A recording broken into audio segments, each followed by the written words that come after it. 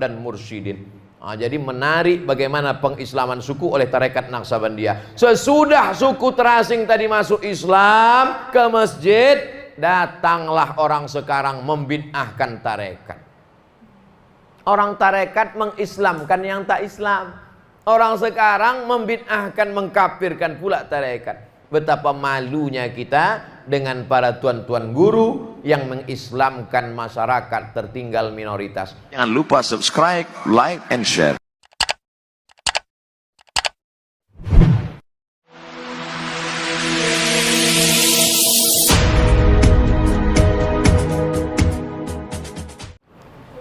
Sekarang kita jawab beberapa pertanyaan. Bagaimana prinsip awal berdakwah di daerah minoritas?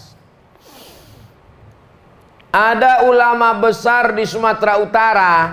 Waktu itu seorang sultan dari kerajaan Langkat namanya Sultan Musa. Sultan Musa ini cinta kepada ulama.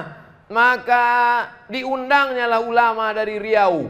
Ulama itu bernama Syekh Abdul Wahab Rokan. Rokan itu sudah jadi kabupaten di Riau, namanya Kabupaten Rokan Hulu. Ibu kotanya Pasir Pangarayan. Disitulah di Rokan Hulu itulah kampung Syekh Abdul Wahab Rokan. Lalu kemudian di kampung itu, kampung di Langkat itu, Syekh Abdul Wahab Rokan diminta nama. Tuan Syekh, apalah nama yang cocok untuk kampung ini? Maka kata Syekh Abdul Wahab Rokan, dipejamkannya matanya, nampaknya pintu Masjidil Haram. Ku kasih nama kampung ini Babus Salam. Orang Melayu susah menyebut Babus Salam. Kau nak kemana? Besilam. Babus Salam. Tuan Syekh Abdul Wahab Rokan. Sekarang Tuan Syekh yang ke-12, cicit beliau, Syekh Tuan Guru Dr. siapa? Zikmal Fuad. Guru saya dulu di Pondok Pesantren Darul Arafah. Nah, beliau walaupun dilangkat di Sumatera Utara, mengirim dai-dai ke pedalaman Riau. Yang tak Islam di Riau itu namanya suku Sakai.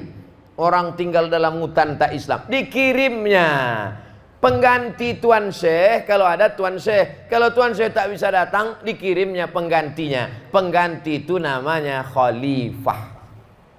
Pengganti Tuan Syekh tak bisa datang, Tuan Syekh karena sibuk, maka pengganti itu namanya khalifah. Khalifah pengganti.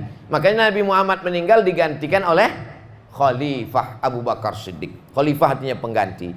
Maka digantikanlah oleh khalifah di sana. Masuklah khalifah itu ke dalam hutan untuk berdakwah. Bagaimana mursyid tarekat Naqsabandiyah berdakwah ke suku Sakai? Bukan dicabutnya pedang, masuk Islam kalian. Kalau tak Islam, ku pancung kepala kalian.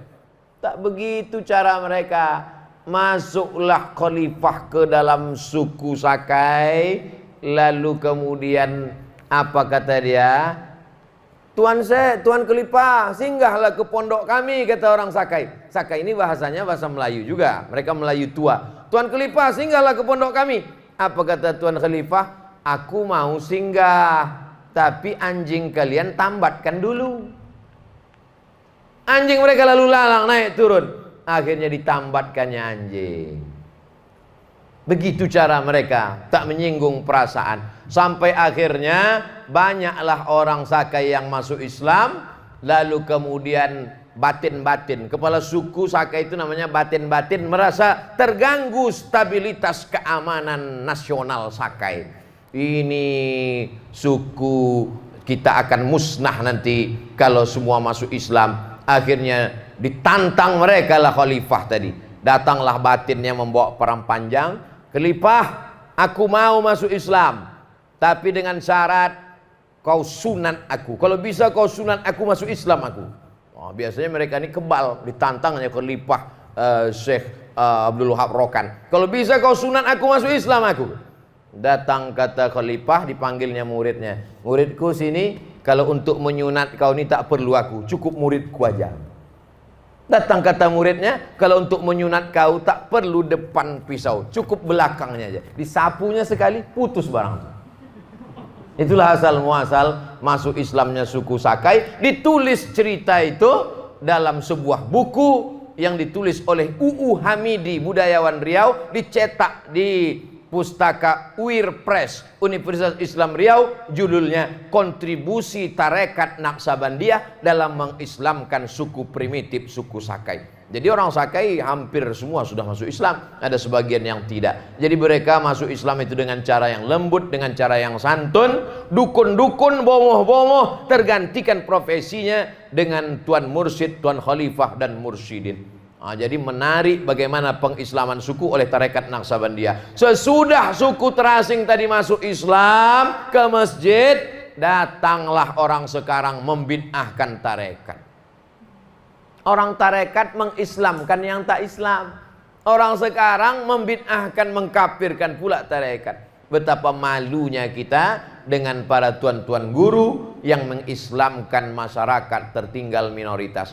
Mahasiswa-mahasiswa, adik-adik, saya ingin ajak kalian, mahasiswa UIN, mahasiswa UIR, mahasiswa USU, mahasiswa WISU, mahasiswa Universitas Muhammadiyah, coba bangkitkan lagi khazanah bagaimana proses pengislaman suku terasing, termasuk kontribusi Al-Wasliyah dalam mengislamkan suku terasing yang ada di Provinsi Sumatera Utara.